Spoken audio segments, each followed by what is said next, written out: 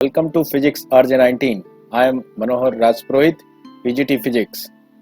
This video lecture is for class 10th, chapter Electricity. In this lecture, we will solve numerical of this chapter. Let's proceed.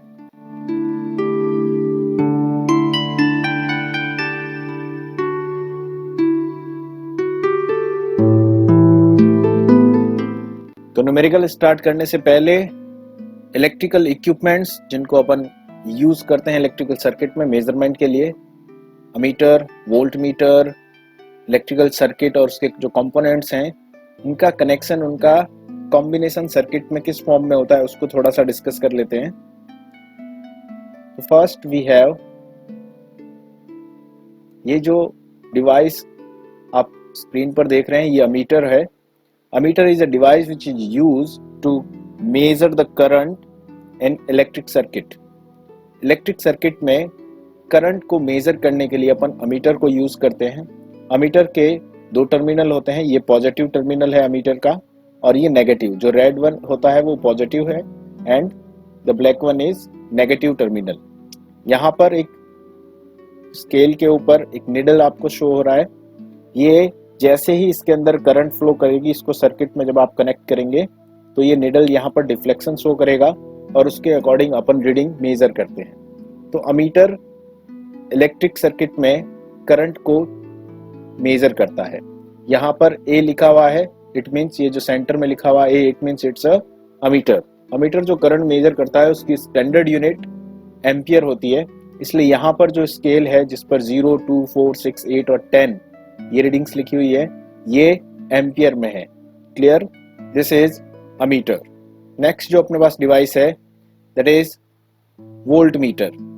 Volt meter एक ऐसा device है जो electric circuit में potential या potential difference measure करने में use किया जाता है। पोटेंशियल और पोटेंशियल डिफरेंस मेजर करने के लिए वोल्ट मीटर को इलेक्ट्रिक सर्किट के अंदर कनेक्ट करते हैं। तो ये जो स्केल है, ये जो मीटर है, उसमें डिफ्लेक्शन शो होता है। यहाँ पर आपको शो हो रहा होगा कि 0 to 1 ये पॉइंट्स में है, 0.2, 0.4, 0.6, 0.8 एंड 1। तो this apparatus can measure up maximum 1 volt of potential. ये 1 वोल्ट मेजर कर सकता है। इसके भी दो टर्मिनल होते हैं, positive terminal red and negative terminal black. Volt meter और अमीटर उनको सर्किट में किस फॉर्म में कनेक्ट करते हैं जिससे वो प्रॉपरली मेजर कर सके वोल्ट मीटर वोल्टेज को एंड अमीटर करंट को। तो उसके लिए चलते हैं सर्किट में इनके कनेक्शन के लिए। तो सबसे पहले है इलेक्ट्रिक सर्किट में अमीटर को कैसे कनेक्ट करते हैं। ये अपने पास एक सैंपल इलेक्ट्रिक सर्किट है। ये डीसी सप्लाई मीन्स यहाँ पर ये लगा हुआ है battery. Battery always flow DC current in the circuit. यहाँ पर ये लोड लगा हुआ है। लोड मीन्स इलेक्ट्रिक बल्ब है जो कि बैटरी से जो इलेक्ट्रिक करंट सप्लाई होगा या जो एनर्जी सप्लाई होगा उसको कंज्यूम करेगा, इसलिए इसको अपन लोड बोलते हैं। और यहाँ पर ये आप देख रहे हैं ए लिखा हुआ है ब्रैकेट में, इसी सिंबल से अपन रिप्रेजेंट करते हैं। ये अमीटर यहाँ पर कनेक्ट हुआ हुआ है। तो अमीटर यहाँ पर कौन से कॉम्बिनेशन में आप देखेंगे, यहाँ पर इसके साथ सीरीज में कनेक्ट हुआ हुआ है। तो बैटरी लोड के साथ अमीटर इलेक्ट्रिक सर्किट में हमेशा सीरीज में कनेक्ट होता है। Ammeter always connects in series. Series में जो अमीटर यहाँ पर कनेक्ट हुआ है वो इस सर्किट में फ्लो होने वाली करंट को मेजर करके डिफ्लेक्शन शो करेगा कि यहाँ पर कितनी करंट फ्लो कर रही है। वो डिफ्लेक्शन आइदर इन एम्पियर और इन मिली एम्पियर में होगा।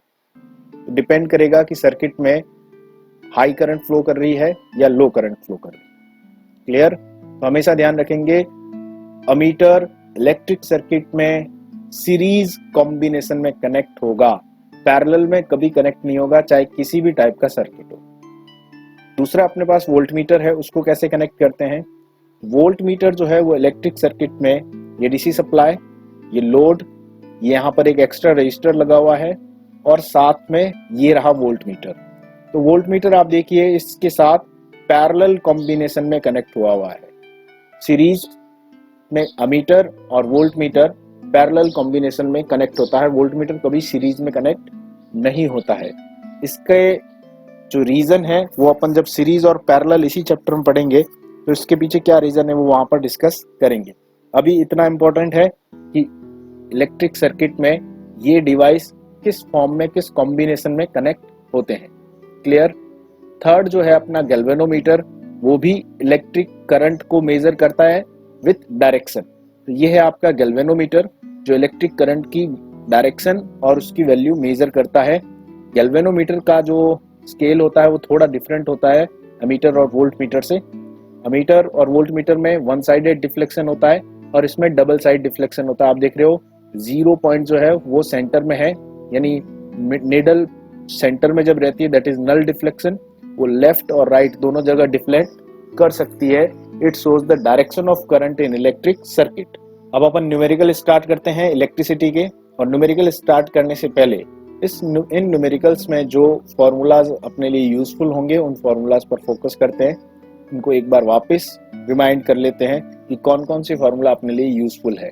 सबसे फर्स्ट फॉर्मूला है करंट आई, यानी इलेक्ट्रिक करंट को फाइंड करने के लिए ये अपन ने पढ़ा था जब इलेक्ट्रिसिटी या इलेक्ट्रिक करंट की डेफिनेशन आपने पढ़ी होगी।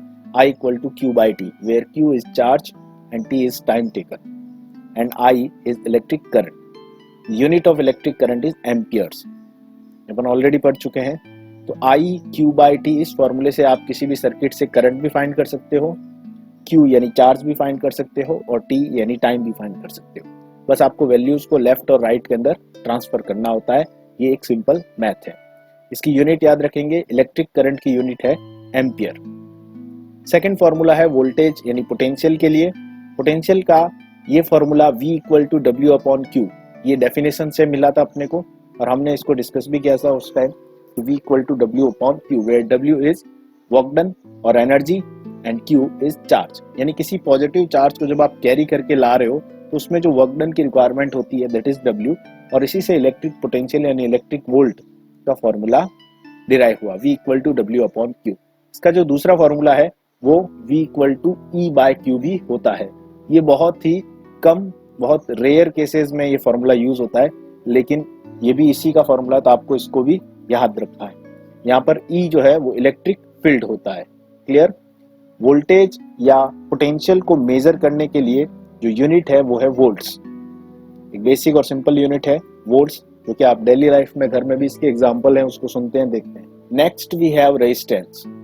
रेजिस्टेंस को अपन कैपिटल R से रिप्रेजेंट करते हैं और इसको डिराइव करने के लिए, इसको फाइंड करने के लिए अपने पास दो फॉर्मूले होते हैं। फर्स्ट, अगर आपको गिवन क्वांटिटी में वोल्ट और करंट गिवन हो, यानी वोल्टेज यानी पोटेंशियल और करंट गिवन हो, तो आप ये नीचे वाला फॉर्मूला अप्लाई करोगे R equal to V upon I। और अगर आपको वोल्टेज और करंट की जगह किसी भी कंडक्टर का या किसी भी वायर की रेजिस्टिविटी, उसकी लेंथ और उसका एरिया गिवन हो, तो R equal to rho L upon A, ये फॉर्मूला अपन अप्लाई करेंगे। दोनों ही केस में आप रेजिस्टेंस फाइंड करेंगे, बट डिपेंड करता है कि आपको गिवन क्या है क्वेश्चन में। रेजिस्टेंस की यूनिट ओम होती है, तो दोनों ही तरफ रेजिस्टेंस फाइंड करें, इसलिए यहाँ पर इसकी यूनिट ओम ही होगी। थर्ड फॉर्मूला पावर का है। Power is a volt into current.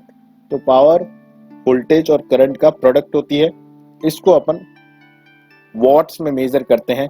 ये अभी इसी चैप्टर के अंदर आगे अपन पढ़ेंगे इलेक्ट्रिक पावर और इलेक्ट्रिक एनर्जी में, तब इसको जहाँ पर डिस्कस करेंगे।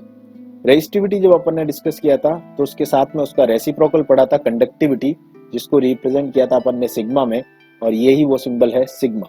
तो सिग्मा इक्वल टू 1 बाय rho means reciprocal of resistivity is called conductivity. जो रेजिस्टिविटी की यूनिट है उसी का रेसिप्रोकल कर दो, वो आपको कंडक्टिविटी की यूनिट मिल जाएगी। इसको आप ओम इनवर्स और मीटर इनवर्स भी लिख सकते हो। चलो अब लेते हैं फर्स्ट न्यूमेरिकल और उससे आपको क्लियर हो जाएगा। मैं न्यूमेरिकल आपको बिल्कुल इजी वे में, बिल्कुल इजी फॉर्म में आपको समझाऊंगा। अब ट्राई करना उसको अच्छे से समझो। अगर आप न्यूमेरिकल यहाँ पर अच्छे से समझ लेते हो तो फिर जितने possible type of numerical exam में आते हैं वो मैं सारे यहाँ पर डिस्कस कर लूंगा। फिर आप किसी भी न्यूमेरिकल को इजीली क्रैक कर सकते हो। तो फर्स्ट आपके पास क्वेश्चन है, determine the current flowing through the electric heater have potential difference of 220 volt and resistance is 70 ohm। अब आपके पास पहला जो न्यूमेरिकल है, बिल्कुल ध्यान से देखिएगा, determine the current flowing through the electric heater. आपके पास एक हीटर है, उस हीटर में करंट फ्लो कर रही है, उस हीटर में जो करंट फ्लो कर रही है, इट मीन्स हीटर पर पोटेंशियल डिफरेंस क्रिएट हुआ है। As we know that electric current is always flow from higher potential to lower potential. Electric current हमेशा हायर पोटेंशियल से लोअर पोटेंशियल की तरफ फ्लो होगी और without any potential difference flow of current is not possible. अगर कहीं potential का difference नहीं है तो वहां करंट फ्लो नहीं हो सकती। इसीलिए यहाँ पर पोटेंशियल डिफरेंस 220 वोल्ट आपको गिवन है। इट मींस किसी एक और दूसरे टर्मिनल के बीच में पोटेंशियल का 220 वोल्ट का डिफरेंस है। सेकंड जो क्वांटिटी है दैट इज रेजिस्टेंस इज 70 ओम, यानी जो वायर है जिसमें करंट फ्लो कर रही है या जो हीटर है जिसमें करंट फ्लो कर रही है उसका रेजिस्टेंस 70 ओम है। आपको फाइंड करना है करंट की वैल्यू, यानी उसमें कितनी करंट फ्लो कर रही है। ये फाइंड करने के लिए आपके पास यहाँ पर जो गिवन है सबसे पहले उसको अपन लिखेंगे कि voltage V equal to 220 volt and R resistance is 70 ohm. तो अगर आपके पास वोल्टेज V है और R है तो I फाइंड कर सकते हैं। कैसे फाइंड करेंगे? सबसे पहले रेजिस्टेंस आपके पास है R 70 ओम, उसके बाद वोल्टेज है आपके पास V 220 वोल्ट, उसके बाद आपके पास द करंट फॉर्मूला जो आपको पता है, अपन ने अभी फर्स्ट वाली स्लाइड में ही देखा था कि उसका करंट का फॉर्मूला क्या है, I इक्वल टू Q/T। कब अप्लाई करते हैं? जब आपके पास चार्ज हो और टाइम हो। यहाँ पर चार्ज और टाइम नहीं है तो यहाँ पर आपके पास R और V है, तो ओम्स लॉ से जो करंट का फॉर्मूला है I इक्वल टू V/R। कौन सा फॉर्मूला अप्लाई करेंगे? I equal to V/R। ये फॉर्मूला यहाँ पर अपन अप्लाई करेंगे और इस फॉर्मूले में जो अपने पास गिवन है वो वैल्यूज पुट करेंगे। देखिए, न्यूमेरिकल को सॉल्व करना बहुत इजी हो जाता है अगर आपका कॉन्सेप्ट क्लियर है। जैसे आपका कॉन्सेप्ट क्लियर है तो आपको पता चलता है कि इस पर्टिकुलर क्वेश्चन में कौन सा फॉर्मूला अप्लाई होगा। ये फाइंड करने के लिए कि यहाँ पर कौन सा फॉर्मूला अप्लाई होगा, उससे पहले आपको फोकस करना होता है इस न्यूमेरिकल में जो गिवन क्वांटिटीज है वो क्या क्या है। तो सबसे पहले किसी भी न्यूमेरिकल को, फिजिक्स के लिए मैं आपको आज एक बहुत ही अच्छा मेथड, बहुत ही अच्छा फॉर्मूला बता देता हूँ कि किसी भी न्यूमेरिकल को क्रैक करने के लिए आपको सबसे पहले उस न्यूमेरिकल को 2 to 3 टाइम्स अच्छे से जो है वो रीड करना है और उसके बाद उसमें से जो गिवन क्वांटिटीज है उनको फिल्टर करके अलग से आपको लिख लेना है। जैसे मैंने यहाँ पर लिखा कि first given quantity is resistance and second given quantity is volt. तो जैसे ही आप गिवन क्वांटिटी लिखेंगे फिर थर्ड आपको लिखना है कि आपको फाइंड क्या करना है, उस फॉर्मूले से, उस न्यूमेरिकल से आपको क्या फाइंड करना है। तो फाइंड जैसे आप लिखेंगे कि यहाँ पर फॉर एग्जांपल करंट फाइंड करना है तो आपने लिख लिया I। अब आपको जो गिवन है और जो करंट फाइंड किया है इन तीनों को अपने माइंड में रखते हुए ये देखना है कि ऐसा कौन सा फॉर्मूला है, तो तीनों फिजिकल क्वांटिटीज जिस फॉर्मूले में कवर होती है वो फॉर्मूला यहाँ पर यूज करना है। तो यहाँ पर अपने पास है I equal to V/R। I think आपको ये क्लियर हो गया होगा। अब अपन यहाँ पर वैल्यूज पुट करते हैं और आंसर फाइंड कर देते हैं। तो वैल्यू आपने रखी 220/70, 220 वोल्ट अपॉन 70, 220 V है और R की वैल्यू यहाँ पर है 70। जैसे ही आप इसको पुट किया, अब 0 to 0 कैंसिल हो जाएगा, 22/7 ये हो जाएगा 3.14। आपके पास वैल्यू आ जाएगी 3.14 और पीछे अगर फ्रैक्शंस में लिखेंगे 28। अब सबसे बड़ी बात, जैसे ही आपने कैलकुलेट किया, अब यहाँ पर जो आपने वैल्यू फाइंड की वो किसकी वैल्यू है, तो ये भूलना नहीं है, ये याद रखना है, ये इलेक्ट्रिक करंट की वैल्यू है। तो इलेक्ट्रिक करंट यहाँ पर I equal to 3.1428 ampere, unit भी आपको यहाँ पर ध्यान रखना है, वो एम्पियर है इसकी यूनिट अगर आप नहीं लिखेंगे तो एग्जाम में आपके मार्क्स कट हो जाएंगे। इसलिए अभी से अपने को ये अपनी हैबिट डालनी है कि किसी भी न्यूमेरिकल को सॉल्व करने के बाद उसकी वैल्यू या उसका जो आंसर है उसके पीछे यूनिट कंपलसरी है, तो यूनिट आपको लगानी ही लगानी है, नहीं तो आपके मार्क्स कट हो जाएंगे भले ही आपने पूरा न्यूमेरिकल राइट किया हो। क्लियर? आई होप आपको ये न्यूमेरिकल अच्छे से समझ में आया होगा। अगर नहीं आया है आप इसे वापस से देखिएगा, लेकिन जब तक ये क्लियर नहीं हो तब तक आप इस वीडियो को आगे मत चलाइएगा, नहीं तो आपको आगे का कॉन्सेप्ट भी क्लियर नहीं होगा, क्योंकि ये फर्स्ट न्यूमेरिकल है बिल्कुल बेसिक लेवल का, और इसके बाद जैसे जैसे लेवल जो है वो इंक्रीज होगा। क्लियर? चलते हैं नेक्स्ट न्यूमेरिकल की तरफ। अगला न्यूमेरिकल है अपने पास, an electric lamp lights for 4 hours. एक इलेक्ट्रिक लैंप जो है वो 4 आवर्स तक लाइट सप्लाई करता है, लाइट प्रोवाइड करता है, and draws a current of 0.5 ampere, और उसमें से जो इलेक्ट्रिक करंट निकल रही है अब वो 0.5 एम्पियर है। पीछे ए लिखा है 0.5, ये रहा 0.5, A means ampere. Calculate the amount of charge, calculate amount of charge flowing through the lamp. तो क्वेश्चन आपको समझ में आया होगा। इलेक्ट्रिक लैंप 4 आवर्स तक ग्लो कर रहा है, करंट उसमें से 0.5 एम्पियर फ्लो कर रही है। आपको कैलकुलेट करना है कि उसमें से कितने चार्ज फ्लो कर रहे हैं, अमाउंट ऑफ चार्ज आपको कैलकुलेट करना है। तो वही क्वेश्चन को आपने ध्यान से पढ़ा, अपने को इसका मीनिंग समझ में आया। अब आप इसमें जो गिवन क्वांटिटीज है, सबसे पहले मैंने कहा हर न्यूमेरिकल को आपको क्रैक करने का एक ही मेथड है, उसमें गिवन क्वांटिटीज सबसे पहले लिखिए। तो current I equal to 0.5 ampere. उसके बाद सेकेंड गिवन क्वांटिटी है time T equal to 4 hours, T equal to 4 hours. अब देखिए अपन ने 9th स्टैंडर्ड में भी ये पढ़ा है कि सारी फिजिकल क्वांटिटीज जो है वो स्टैंडर्ड यूनिट में होनी चाहिए, उनको अगर आपको कैलकुलेट करना है तो स्टैंडर्ड क्वांटिटीज में सबकी स्टैंडर्ड यूनिट्स हैं। करंट की स्टैंडर्ड यूनिट एम्पियर है, और करंट ऑलरेडी एम्पियर में है तो इसमें कोई डाउट नहीं है। सेकेंड, टाइम जो है वो 4 आवर्स में है, और जबकि आपको पता है क्लियरली कि टाइम की स्टैंडर्ड यूनिट आवर्स नहीं होती है, वो सेकेंड होती है। इसलिए अब आपको सबसे पहले गिवन लिखने के बाद इसको सेकेंड में कन्वर्ट करना पड़ेगा। अब देखिए यहाँ पर कंफ्यूज नहीं होना, आपको बिल्कुल ध्यान से इजी वे में इसको सॉल्व करना है, हड़बड़ाना नहीं है। अगर आप, कई बार क्या होता है कि एग्जाम में आप क्वेश्चन जो है वो आपको इतना ज़्यादा एक्साइट कर देता है कि यस ये तो मैं कर सकता हूँ, ये मैं इजीली सॉल्व कर सकता हूँ या कर सकती हूँ, उस चक्कर में वो न्यूमेरिकल के अंदर अपन रॉन्ग वैल्यू पुट कर देते हैं और आंसर रॉन्ग हो जाता है। तो यहाँ पर मैक्सिमम स्टूडेंट्स के माइंड में ये आता होगा कि 1 hour is equal to 60 second, लेकिन ये रॉन्ग है। 1 आवर, अब आप एक बार सोचिए, 1 आवर में 60 तो मिनट्स होते हैं और 1 मिनट में 60 सेकेंड होते हैं, यानी 60 इंटू 60 हो गया 3600, 3600 सेकेंड्स होते हैं 1 आवर में।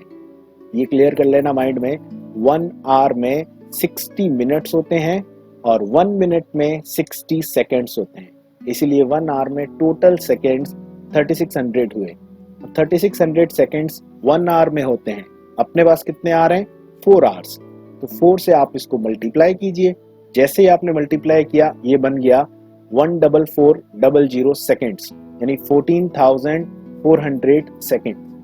ये आपके टोटल टाइम है लाइट के, यानी बल्ब के या लैंप के ग्लो करने का। अब आपके पास जो गिवन क्वांटिटीज है वो स्टैंडर्ड यूनिट में आ चुकी है।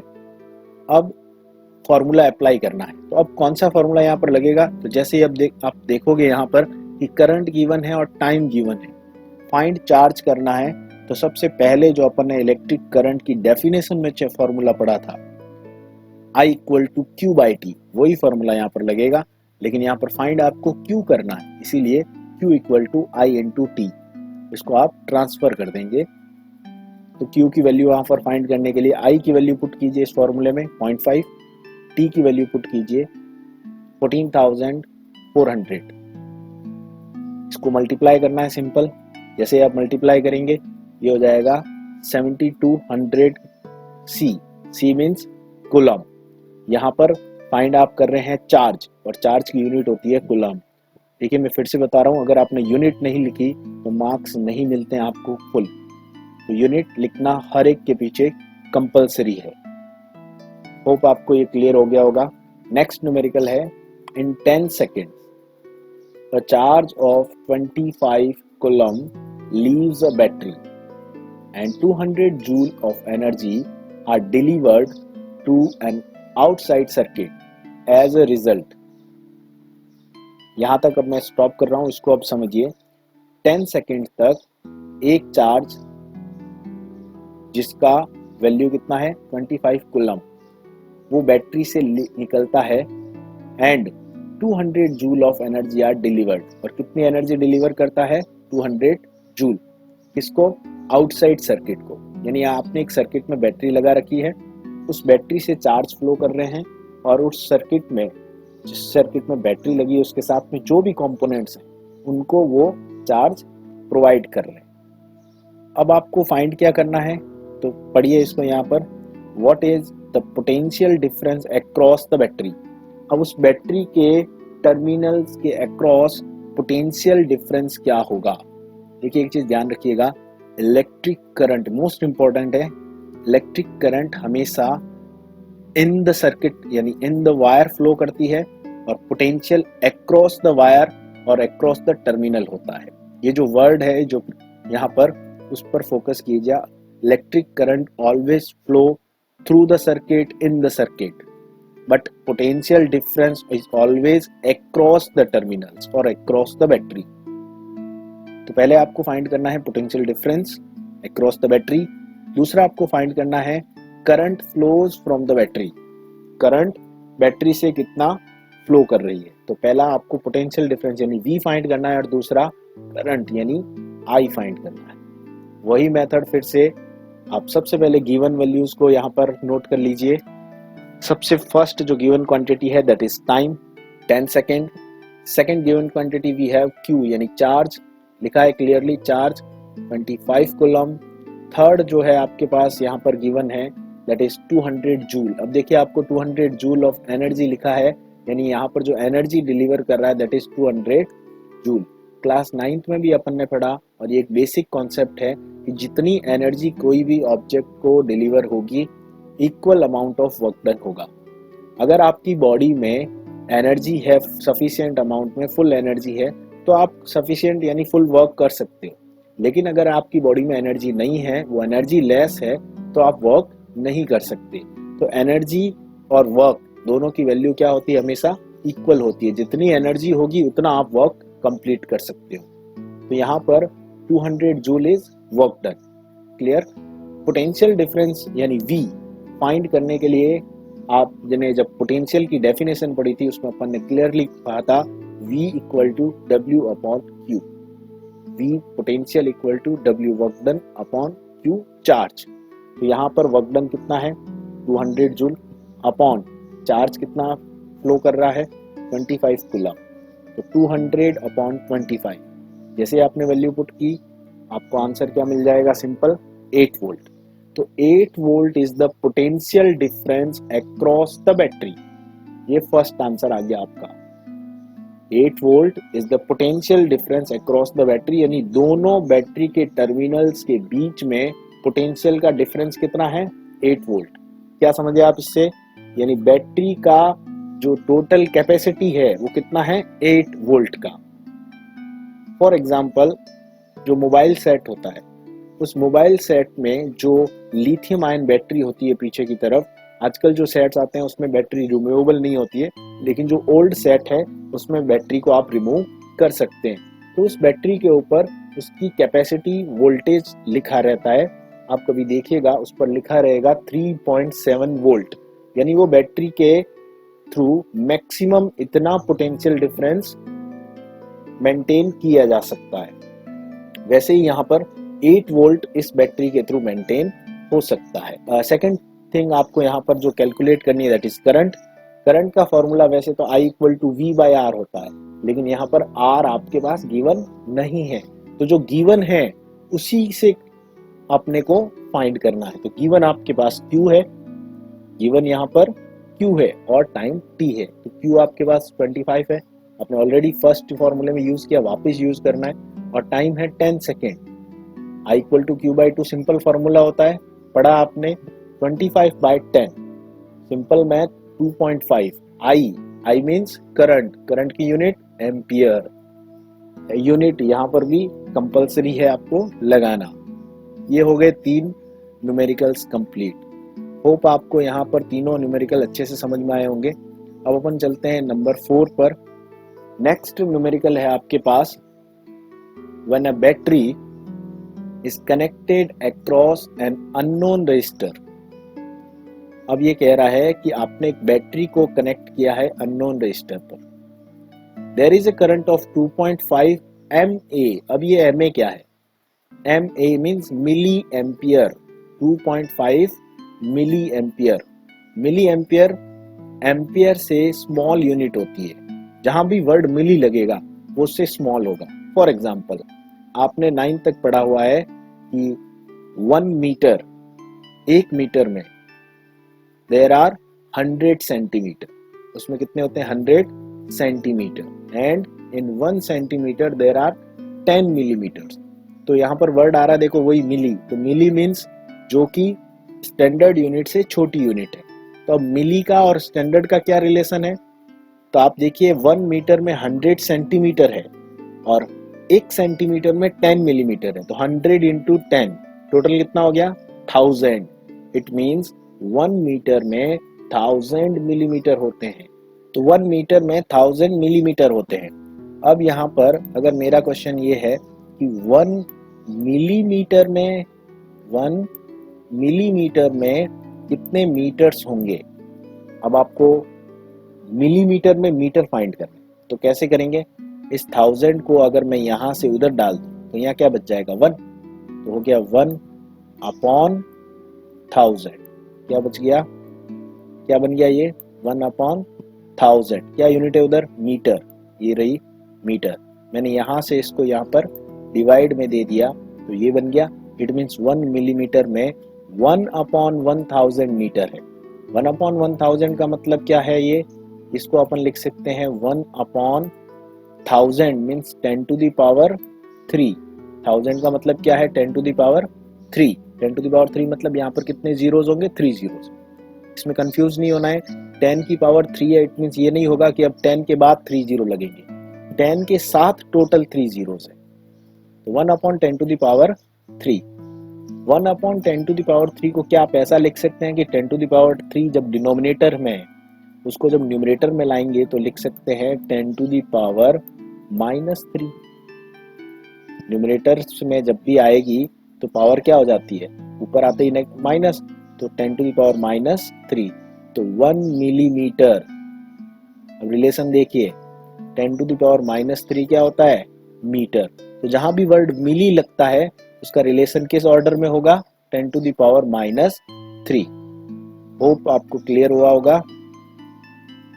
तो यहाँ पर भी अपने पास वही सेम है कि गिवन क्वांटिटीज जो है मिली एम्पियर है, तो मिली एम्पियर को यहाँ पर आपको कन्वर्ट करना पड़ेगा और वो है वही 2.5 इंटू क्या रिलेशन था? मिली मीन्स 10 टू द पावर -3, इसलिए अपन ने इसको मल्टीप्लाई किया 10 टू द पावर -3 से और ये है एम्पियर। ये करंट है।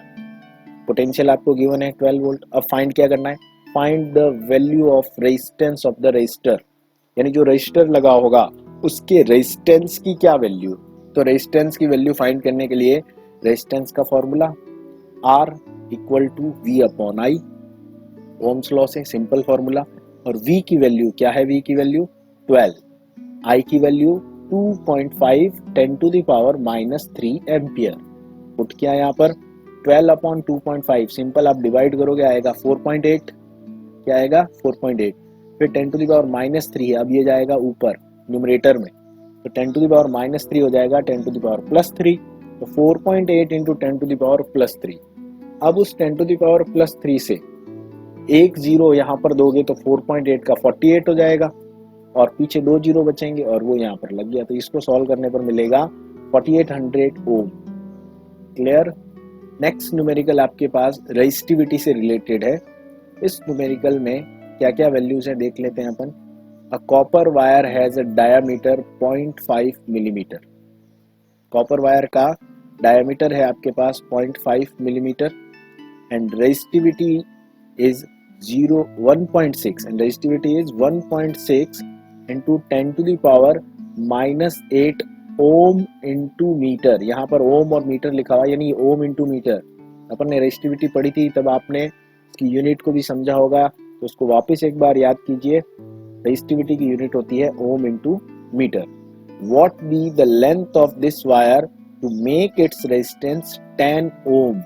अब ये कह रहा है कि वायर का डायमीटर तो 0.5 mm है, mm मीन्स मिलीमीटर, रेजिस्टिविटी इतनी है, उसकी लेंथ को कितना किया जाए कि उसका रेजिस्टेंस 10 ओम बन जाए। अब उसकी लेंथ को कितना आपको बनाना है ताकि उसका रेजिस्टेंस कितना हो, 10 ओम, यानी आपको वायर की लेंथ फाइंड करनी है कि उसकी लेंथ कितना होगा। ठीक है, उसके बाद दूसरे पार्ट में उसने पूछा है कि how much does the resistance changes if diameter is doubled. अब वो कहता है कि अगर उसका डायमीटर डबल हो जाए तो उसके रेजिस्टेंस में कितना चेंजेस आपको करना पड़ेगा। ये बहुत ही अच्छा इंपॉर्टेंट क्वेश्चन है, तो इसको अपन अच्छे से सॉल्व करेंगे। मैं आपको पूरा इसको सॉल्व करके बताऊंगा। वापस अगर आपको क्वेश्चन पढ़ना है वापस पढ़ लीजिए, लेकिन क्वेश्चन की लैंग्वेज समझ में आना सबसे पहले जरूरी ये है कि आपको लैंग्वेज समझ में आनी चाहिए। अगर लैंग्वेज समझ में नहीं आई क्वेश्चन की तो आप इसको कभी सॉल्व नहीं कर पाओ। तो मैंने यहाँ पर जो गिवन क्वांटिटीज थी अपने पास क्वेश्चन में वो यहाँ पर लिख ली है। तो फर्स्ट गिवन क्वांटिटी थी आपके पास 0.5 mm। 0.5 mm यानी मिलीमीटर को अपन ने कन्वर्ट किया मीटर में, तो 0.5 वही 10⁻³ से आपको मल्टीप्लाई करना है, ये बन गया मीटर। फिर जो रेजिस्टिविटी है रो, उसको कन्वर्ट नहीं करना है क्योंकि वो ऑलरेडी स्टैंडर्ड यूनिट में है, तो 1.6 × 10⁻8 ओम इंटू मीटर। यहाँ पर कुछ इस तरीके से आता है, ये फॉन्ट जो है वो थोड़ा सा यहाँ सपोर्ट नहीं कर रहा है, तो यहाँ पर ये जो कैप लगा है इट मीन्स ये पावर को डिनोट कर रहा है, यानी 10⁻⁻8।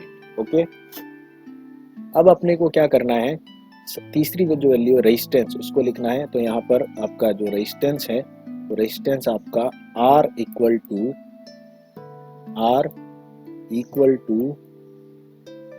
10 ओम।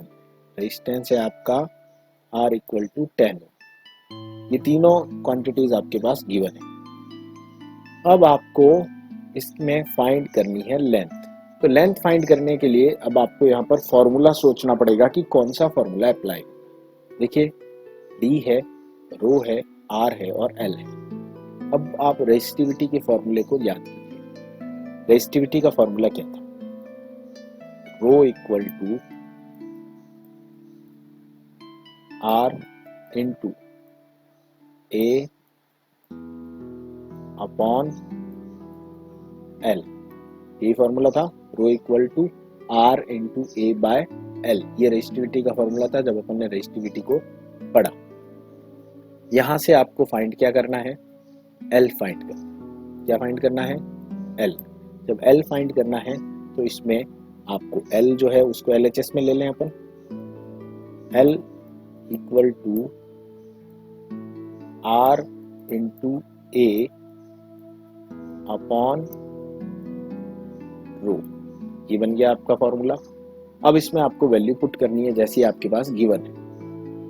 तो इस फॉर्मूले में वैल्यू पुट करने से पहले आपको यहाँ पर एक प्रॉब्लम आ रही है, और वो प्रॉब्लम अगर आपने ध्यान दिया तो ये है कि R की वैल्यू ये रही, रो की वैल्यू ये रही, लेकिन ये A की वैल्यू नहीं है आपके पास। एरिया, ये क्या होता है, क्रॉस सेक्शनल एरिया, वो आपके पास गिवन नहीं है, लेकिन क्वेश्चन में एक एक्स्ट्रा वैल्यू है that is D, diameter given. Cross sectional area circular shape का होता है, सर्कुलर शेप का होता है, इट मींस एरिया का फॉर्मूला सर्कल के लिए क्या होता है, सर्कल के एरिया का फॉर्मूला होता है पाई R स्क्वायर। ये होता है पाई R स्क्वायर में पाई कांस्टेंट होता है 3.14 या 22/7। R जो है वो यहाँ पर रेडियस होती है, उस क्रॉस सेक्शनल एरिया का रेडियस, यानी जिस वायर में करंट फ्लो कर रहा है वो वायर जो है उसका क्रॉस सेक्शनल एरिया, वायर कैसा है, सिलेंड्रिकल, क्रॉस सेक्शनल एरिया कैसा होता है, सर्कुलर। तो क्रॉस सेक्शनल एरिया यहाँ पर जो सर्कुलर है उसका रेडियस R है। रेडियस आपको नहीं गिवन है लेकिन डायामीटर गिवन है। तो क्या मैं डायामीटर को हाफ करूं तो रेडियस मिल जाएगा, यस। डायामीटर को जैसे आप हाफ करोगे आपको मिल जाएगा रेडियस। तो डायामीटर है 0.5 इंटू 10⁻³ इसको हाफ यानी बाय 2 करो, बाय 2 करते ही आपको मिल जाएगा 0.5 का हाफ कितना होगा, 0.25। तो आपको रेडियस यहाँ पर मिल जाएगी 0.25 इंटू 10⁻³ मीटर। रेडियस मिल गई 0.25 इंटू 10⁻³ मीटर। अब यहाँ पर ये वैल्यू आप पुट कर सकते हो। तो मैं गिवन को जो इरेज कर रहा हूँ और ये वैल्यूज वहां पर पुट कर रहा हूँ। तो इसी फॉर्मूले में आपने L equal to R, R की वैल्यू क्या है कि आपके पास 10, इंटू ए की वैल्यू क्या है पाई आर स्क्वायर, ये रही पाई आर में पाई की वैल्यू 3.14 इंटू आर की वैल्यू क्या है 0.25 इंटू 10⁻³ मीटर, तो 0.25 यानी 0.25 इंटू, अब यहाँ पर स्क्वायर है अपॉन रो की वैल्यू 1.6 इंटू 10⁻⁻8। अगर आप इसको फ्रैक्शंस में लिखेंगे स्क्वायर, इसको मैंने अलग कर दिया इससे, इंटू 10⁻³ का स्क्वायर जब करोगे तो मिल जाएगा 10⁻⁻6। ये ध्यान रखना, यहाँ पर कंफ्यूज नहीं होना है कि 3 का स्क्वायर जो है वो तो 9 होता है, 9 ऐसे नहीं होगा। जब पावर में होता है तो 10⁻³ का मीनिंग होता है 10⁻³ इंटू 10⁻³ तो 10⁻³ इंटू 10⁻³ ये दोनों मल्टीप्लाई में है, तो मल्टीप्लाई में है तो दोनों का बेस देखिए, यहाँ पर भी 10 है, यहाँ पर भी है। जब बेस इक्वल होता है तो पावर्स क्या होती है, ऐड होती है। बेस इक्वल होता है तो पावर ऐड, तो -3 और -3 -6, इसलिए यहाँ पर -6 हुआ। तो इसको आगे अपन सॉल्व करेंगे, तो यहाँ पर ये 10 को एज इट इज अपन ने लिख लिया। अब देखिए यहाँ पर क्या है, ये है 3.14 और 1.6, 1.6 का डबल होता है 3.2, तो ये 3.14 है तो इसको 3.2 अप्रोक्स अगर आप लिखोगे तो ये इससे कैंसिल हो गया और यहाँ क्या बच गया 2, ये 2 टाइम कैंसिल हो गया। 2 टाइम कैंसिल होने के बाद ये बचेगा यहाँ पर 1/4, 4 का स्क्वायर 16 नीचे आ गया डिनोमिनेटर में, यहाँ 10, ये 10⁻⁻8 जब न्यूमरेटर में गया तो +8 हो गया, ये -6 ऑलरेडी है, यहाँ पर इसको पुट कर दिया, ये 2, ये रहा 2, अपॉन में क्या था 16, ये 16, क्लियर। अब ये 2 से ये 16 कट होगा, यहाँ आएगा 8। अब देखिए यहाँ पर है 10, यहाँ 8, यहाँ पावर 8, यहाँ पावर -6। 10 और 8 को सिंपल डिवाइड कर लीजिए, तो 10 और 8 को सिंपल डिवाइड करते हैं तो आएगा क्या मिलेगा 1.25। अब ये 10 की पावर 8 है, यहाँ 10 की पावर -6 है, कितना बच गया इंटू 10 की पावर 2, 10 टू द पावर या 10⁻², तो 1.25 इंटू 10⁻², मीटर। ये आपके पास लेंथ मिल गई, यानी ये जो वायर है उसकी लेंथ कितनी है 1.25 इंटू 10⁻² मीटर। क्लियर है, ये आंसर है, इसको नोट कर लीजिएगा अपनी नोटबुक में। तो आपको लेंथ मिली 1.25 इंटू 10⁻² मीटर। अभी पूछ रहा है how much does the resistance change if diameter is doubled. अब उसका डायमीटर आपको डबल करना है तो रेजिस्टेंस में कितना चेंजेस होगा ये आपको फाइंड करना है, ठीक है। इसमें ए है πr², पुट कर लीजिए आप, आपके पास डायमीटर है और ये डायमीटर का ही पूछ रहा है तो आर की जगह डायमीटर पुट कर लीजिए, तो ρl/πd/2 का स्क्वायर, r इक्वल टू क्या हो गया ρd/2, 2 का स्क्वायर 4, ऊपर चला जाएगा मल्टीप्लाई में, यानी 4l अपॉन पाई और d का स्क्वायर। समझ में आ गया होगा आपको। यहाँ पर मैंने a की वैल्यू पुट की πr², r के अंदर वैल्यू पुट किया d/2, डायमीटर का हाफ होता है, और इसका जब यहाँ पर हो गया स्क्वायर d² और ये हो गया 4, तो 4 ऊपर चला गया न्यूमरेटर में, 4l/πd² रो, ये r की वैल्यू। ये तो आपके पास r की वैल्यू है इस फॉर्मूले से। अब ये क्या चेंजेस क्या कह रहा है, ये कह रहा है कि डायमीटर को डबल कर दो, ठीक है। ये अपने पास जनरल वैल्यू है, अब डायमीटर को कर देते हैं डबल। डायमीटर को जब आप डबल करोगे, डायमीटर को डबल करो तो यहाँ पर d की जगह क्या लिखोगे 2d, तभी तो डबल हुआ, का स्क्वायर क्या बन जाएगा रो 4l अपॉन 4, 2 का स्क्वायर 4 पाई d², ये बना। अब देखिए ध्यान से यहाँ पर फोकस कीजिए, ये क्या बन रहा है, r equal to 4l/d², 4l/d² into rho, ये एक सिंपल r की वैल्यू है, ये रहा 4l, ये है πd², 4l upon pi D square, 4l upon pi D square into rho. Extra क्या है, ये 4, रो भी क्या है 1 अपॉन में। तो अब जब आपने यहाँ पर डायमीटर को डबल किया है, ये डबल डायमीटर की वैल्यू है, उस समय रेजिस्टेंस जो है आपका आर डैश वो क्या हो जाएगा 1/4 ऑफ एक्चुअल, या ये कह सकते हैं कि यहाँ पर जो वैल्यू है इसको मैं रिप्लेस कर दूं इस आर से, कर देते हैं रिप्लेस। ये आपके पास हो गया 1/4 और ये इस आर की वैल्यू है, ये रही आर की वैल्यू, यहाँ पर लिख दिया मैंने आर, यानी आर डैश जो है अभी आपका जो न्यू रेजिस्टेंस है, जब आपने डायमीटर को डबल किया तब आपका जो न्यू रेजिस्टेंस है वो ओल्ड का 1/4 होगा, ये रिलेशन। तो फिफ्थ क्वेश्चन अपन ने कंप्लीट कर लिया, आपको उसकी वैल्यू पता चल गई, समझ में आया होगा। नेक्स्ट जो क्वेश्चन है आपके पास, question number 6, a wire of length L and resistance R is stretched so that its length is double and the area of cross section is half. How will its resistance change and resistivity change?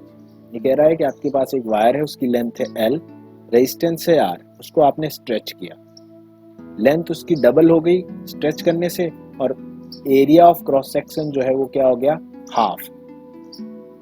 आपको समझ में आया होगा कि ये क्या कहना चाह रहा है। जब आपने उसी मटेरियल के वायर को जब स्ट्रेच किया तो लेंथ अगर डबल हो रही है, it means cross sectional area उसका क्या हो रहा है कम हो रहा है, तभी तो लेंथ डबल पॉसिबल है। नहीं तो लेंथ डबल कब हो सकती है, जब एक एक्स्ट्रा न्यू वायर उसके साथ में आप अटैच करो। उसी को अगर आप स्ट्रेच कर रहे हो या उसी को ड्रॉ कर रहे हो तो आपके पास लेंथ तो इंक्रीज होगी, लेकिन लेंथ जो इंक्रीज हो रही है वो मटेरियल आएगा कहाँ से, वो क्रॉस सेक्शनल एरिया डिक्रीज हो करीब आएगा। ये ध्यान रखना है, यहाँ पर ऐसे न्यूमेरिकल कंफ्यूज करेंगे, तो इसको यहाँ पर फोकस करना है कि लेंथ जब भी डबल होगी तो क्रॉस सेक्शनल एरिया डिक्रीज होगा। तो इसने यहाँ कह दिया कि किस रेशियो में होगा, तो बता दिया हाफ है। अब रेजिस्टेंस पर क्या चेंजेस आएगा और रेजिस्टिविटी पर क्या चेंजेस आएगा, वो दोनों आपको यहाँ पर अच्छे से समझना है। रेजिस्टेंस और रेजिस्टिविटी पर क्या चेंजेस है। देखिए इस न्यूमेरिकल में लेंथ की बात हो रही है, रेजिस्टेंस की बात हो रही है और एरिया ऑफ क्रॉस सेक्शनल। आपको ऐसा फॉर्मूला यूज होना है जिसमें आर एल और ए तीनों यूज में होते हो। ये आपके पास फॉर्मूला है R equal to rho L upon A. इस फॉर्मूले में लेंथ तो एल है, रेजिस्टेंस आर है और क्रॉस सेक्शनल एरिया है ए, और रो इसकी रेजिस्टिविटी है। अब इसमें चेंजेस कह रहा है कि इसकी लेंथ को आप डबल करो और क्रॉस सेक्शनल एरिया को हाफ करो। इसी फॉर्मूले के अंदर जो नेक्स्ट बनेगा इसको दे देते हैं अपन R1, और जब चेंजेस करेंगे उसको अपन नाम दे देते हैं R2। ये चेंजेस मैं कर रहा हूँ और नाम इसको दे रहा हूँ R2। तो R2 के अंदर आप क्या क्या चेंजेस कर रहे हो, आप इसकी रेजिस्टिविटी को एज इट इज रख रहे हो, इसकी लेंथ को आप डबल कर रहे हो, लिखा ना यहाँ पर लेंथ इज डबल, लेंथ को डबल करोगे ये हो जाएगा 2L, यही हुआ डबल, L स्क्वायर नहीं करोगे, ये ध्यान रखना। Double means twice of. Area of cross sectional क्या क्या कर रहे हो आप, half. Area of cross section A है, इसको आप कर दो हाफ, जो हो गया A बाय 2, A बाय 2 किया आपने, ये मिल गई आपको सेकेंड रेजिस्टेंस की वैल्यू। इसको जरा सॉल्व कर लीजिए, ये डिवाइड में है, ये 2 ऊपर मल्टीप्लाई में चला जाएगा, तो 2 ऊपर मल्टीप्लाई में गया तो यहाँ पर आपके पास आ जाएगा रो 2 ऊपर मल्टीप्लाई में इंटू 2 कितना हो गया 4L अपॉन ए, रो 4L अपॉन ए। अब देखिए ओरिजिनल अपने पास फॉर्मूला क्या है, rho L by A by default. यहाँ पर क्या हो रहा है रो L अपॉन ए, तो एज इट इज है, एक्स्ट्रा में क्या है 4, यानी टोटल जो है रेजिस्टेंस उसका कितना टाइम इंक्रीज हो गया 4 टाइम। तो R2 जो है वो R1 का कितना टाइम बन गया 4 टाइम। तो रेजिस्टेंस में चेंजेस आ गया 4 टाइम्स, यानी इंक्रीज हो गया 4 टाइम। क्लियर।